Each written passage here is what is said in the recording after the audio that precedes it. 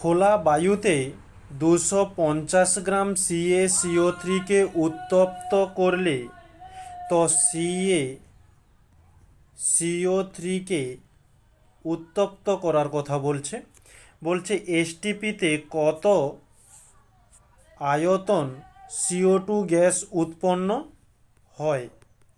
ওকে, এখানে হয় নয়, তো এখানে এই CaCO3 কে উত্তপ্ত করলে এখানে CO2 উৎপন্ন হচ্ছে, তার সঙ্গে সঙ্গে CaO উৎপন্ন হচ্ছে। এই হচ্ছে আমাদের বিক্রিয়া। অলরেডি এর মধ্যে ব্যালেন্স করাই রয়েছে। বলছে 250 গ্রাম CaCO3, যেহেতু CaCO3 ওজন বলেছে তাই বিক্রিয়াতেও আমরা ওজনটি নির্ণয় করব। Ca যার জন্য হয়ে আণবিক ভর হয় 40, এই যে দেওয়া রয়েছে প্রশ্নে, প্লাস C এর জন্য 12 প্লাস O এর জন্য 16, 3টি O রয়েছে, 3 দিয়ে গুণ দিলাম, তো 40 প্লাস 12 প্লাস 16 3 48, তো এটা যোগ করলে আমরা পেয়ে যাচ্ছি 100। নেক্সট বলছে এসটিপিতে কত আয়তন CO2 গ্যাস। যেহেতু আয়তন বলছে তাই আমরা এই বিক্রিয়াতেও আয়তন বের করব।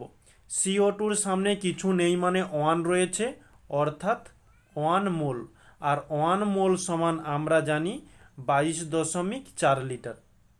তো আমরা এখানে লিখে নেব যে 100 গ্রাম CaCO3 থেকে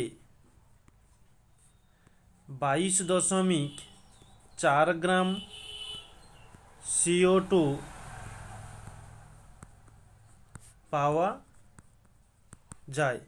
তাহলে আমাদের প্রশ্নে বলছে 250 গ্রাম CaCO3 থেকে কতটা CO2 পাওয়া যাবে, যে 22.4 বাই 100 ইন্টু 250।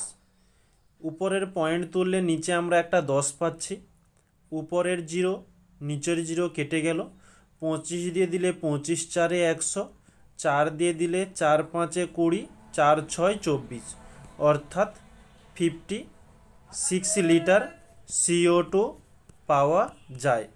এটি হচ্ছে আমাদের অ্যান্সার।